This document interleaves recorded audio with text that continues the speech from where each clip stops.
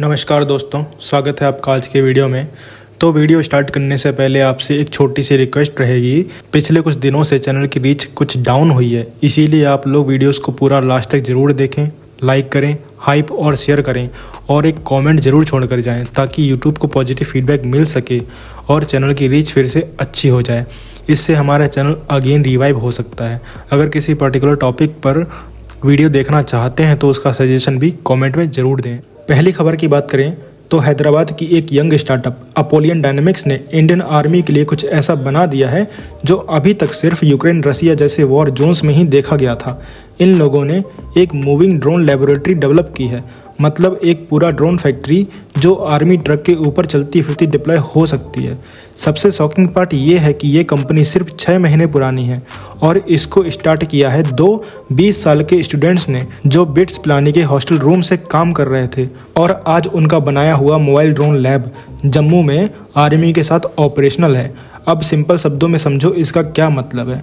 पहले होता ये था कि अगर बॉर्डर एरिया में FPV ड्रोन डिस्ट्रॉय हो गए या अर्जेंट रिक्वायरमेंट आ गई तो रिप्लेसमेंट के लिए पीछे सप्लाई चेन पे डिपेंड रहना पड़ता था।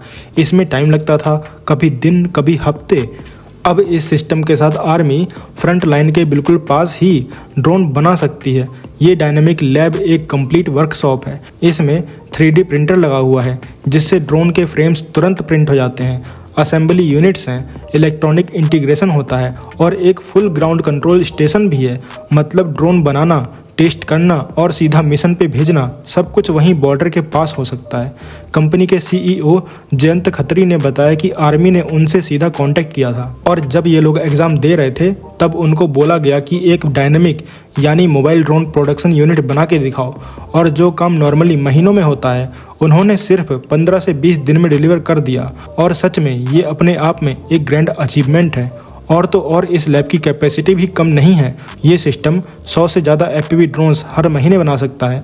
और सबसे इम्पोर्टेंट बात यह है कि अपोलियन डायनेमिक्स ने आर्मी के सोल्जर्स को भी ट्रेन किया है ताकि वो खुद ड्रोन असेंबल और रिपेयर कर सकें, जो कि अगेन एक ग्रेट चीज़ है। इसके साथ साथ कंपनी ने जम्मू के एक रेजिमेंट के अंदर एक परमानेंट ड्रोन लैब भी सेटअप करवाया है। ये fix facility storage, large scale assembly, training और लॉन्ग टर्म मेंटेनेंस के काम आती है। एक तरफ मोबाइल लैब जो ट्रूप्स के साथ मूव करती है, दूसरी तरफ परमानेंट बेस जो बैकबोन का काम करता है। दोनों मिलकर एक कंप्लीट ड्रोन इकोसिस्टम बना देते हैं। कंपनी के CTO शौर्य चौधरी के अकॉर्डिंग इस पूरे सिस्टम का सबसे बड़ा फायदा ये है कि सोल्जर्स और डिजाइनर्स के बीच डायरेक्ट फीडबैक लूप बन जाता है। बैटलफील्ड से जो फीडबैक मिलता है उसके बेस पे ड्रोन डिज़ाइन को तुरंत ट्वीक किया जा सकता है। ये चीज़ मॉडर्न वॉरफेयर में बहुत बड़ी अचीवमेंट होती है। जुलाई 2025 में जब अपोलियन डायनेमिक्स ने पहली बार आर्मी को कामेकाजी ड्रोन सप्लाई किए थे तब ये लोग स्पॉटलाइट में आए थे, लेकिन अब ये मूविंग ड्रोन फैक्ट्री इंडिया के लिए एक गेम चेंजर बन सकती है। तो भाई एक लाइन तो ज़रूर इन लोगों के लिए कमेंट सेक्शन में ज़रूर लिखिए। अगली खबर की बात करें तो DRDO एक अलग से air launch hypersonic cruise missile develop कर रही है जिसका नाम बताया जा रहा है ALHCM। मतलब ये मिसाइल ग्राउंड या शिप से नहीं, सीधा फाइटर एयरक्राफ्ट से लॉन्च होने के लिए डिज़ाइन की जा रही है। इस मिसाइल की सबसे इंटरेस्टिंग बात उसका इंजन कॉन्सेप्ट है। DRDO इसमें डुअल कॉम्बस्टन रैमजेट यानी DCR कॉन्फ़िगरेशन यूज़ कर रही है।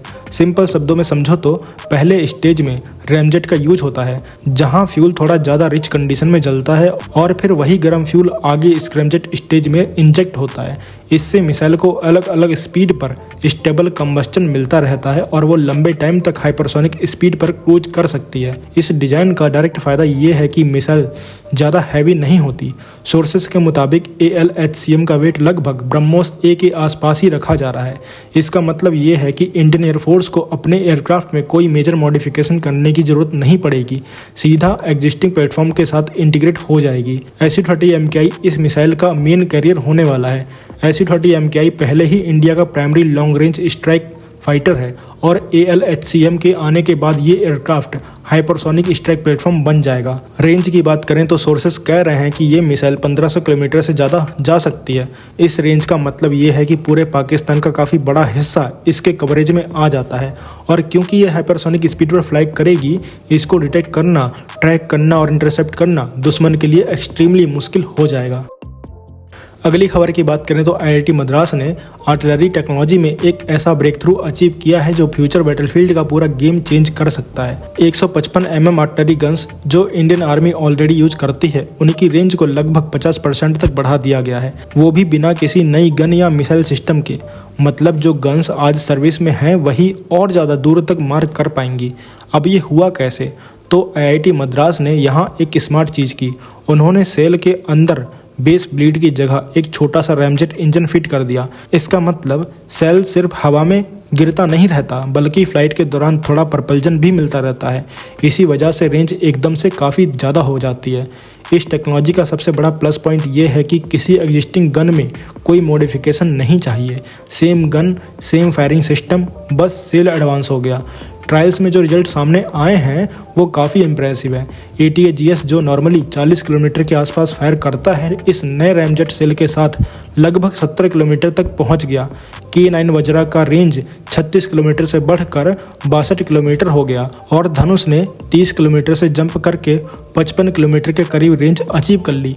ये प्रोजेक्ट 2020 में स्टार्ट हुआ था और इस पे आईआईटी मद्रास के मल्टीपल प्रोफेसर्स के साथ साथ रिटायर्ड आर्मी ऑफिसर्स ने भी काम किया और पूरा प्रोग्राम इंडियन आर्मी के क्लोज कोलैबोरेशन में चला था। देवलाली और पोखरण जैसे टेस्ट रेंजेस पे प्रॉपर गन और फील्ड ट्रायल्स हुए, जहां सेल का गन से क्लीन एग्जिट, हवा में स्टेबल फ्लाइट और लॉन्च के बाद रैमजेट इग्निशन सब कुछ सक्सेसफुली वैलिडेट हो चुका है। बड़ी बात यहाँ ये है कि अप्रोच कॉस्ट इफेक्टिव भी है। मिसाइल सिस्टम महंगे होते हैं, लॉजिस्टिक हैवी होती है और नंबर्स में डिप्लॉय करना मुश्किल होता है। यहाँ सेम आर्टिलरी यूनिट्स को ज़्यादा लीथल और ज़्यादा डीप स्ट्राइक कैपेबल बना दिया गया है।